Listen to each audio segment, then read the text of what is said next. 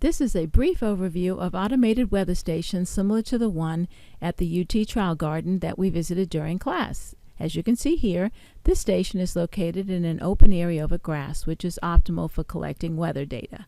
Up at the top, there is a lightning rod which is attached to a 6-foot deep grounding cable down below.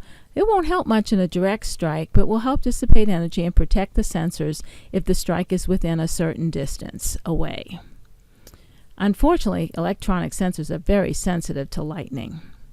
Located about halfway up, sometimes lower, on the mast is the data logger, usually located in a weatherproof shelter. The data logger is basically the brains of the weather station and is programmed to collect data. Inside, you will find all the channels or connectors for the sensors. The number that can be connected depends on the data logger model. It's programmed to read and summarize the data from the sensors at predetermined intervals. It may be connected to a phone that sends the data to a web server, much as the server that we accessed in class. If the original data logger does not have enough channels for the number of sensors you have, you can add a multiplexer to extend this number and increase the number of sensors that you can measure. The next part of the weather station is located at the very top, the crossarm which holds the wind sensors. This wind sentry sensor measures both wind speed and wind direction and is always located with the wind vane part of the crossarm pointed north. Let's look at the cup anemometer. It measures wind speed in miles per hour or meters per second.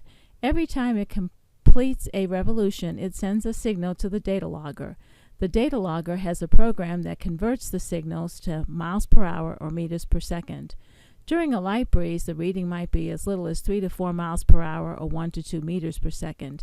It does require a certain amount of wind, about 0.4 miles per hour, to overcome the inertia of the cups and start them spinning. The other part of the wind sentry is the wind vane, which measures wind direction. The wind vane measures wind direction in degrees with 0 for north and 180 for south. Wind direction refers to the direction from which the wind blows. Below you can see a wind rose, which shows the various degree numbers that coincide with wind direction. Given these values here for typical values on a breezy afternoon, which direction is the wind blowing from? You can see that the wind must be blowing from the southwest. Another part of the weather station measures air temperature and relative humidity. This sensor must be protected by a radiation shield like this one because direct sunlight on the sensor would cause spurious readings. This is a temperature humidity probe located inside the radiation shield. Some stations also include a fan for aspiration, which helps improve the readings from this sensor.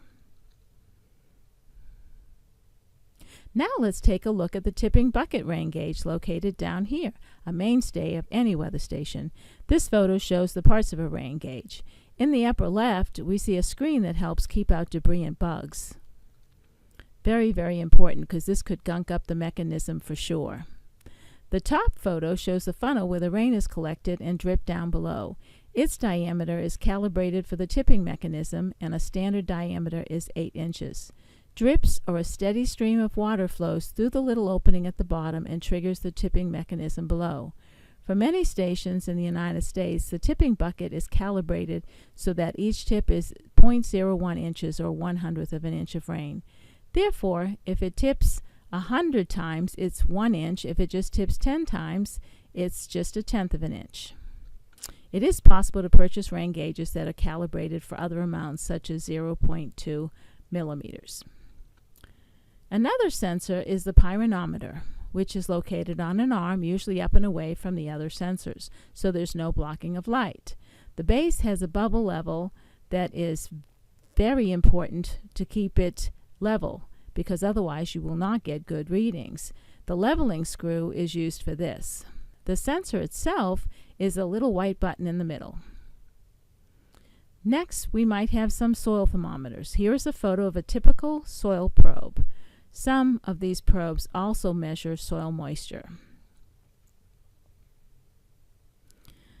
Lastly, we see that the solar panel generates 12 volts of power that is actually used to charge the marine battery. This particular weather station actually runs off the battery and not directly with the solar panel. It's very important to have a battery to provide power at night. And there you have it, an automated weather station.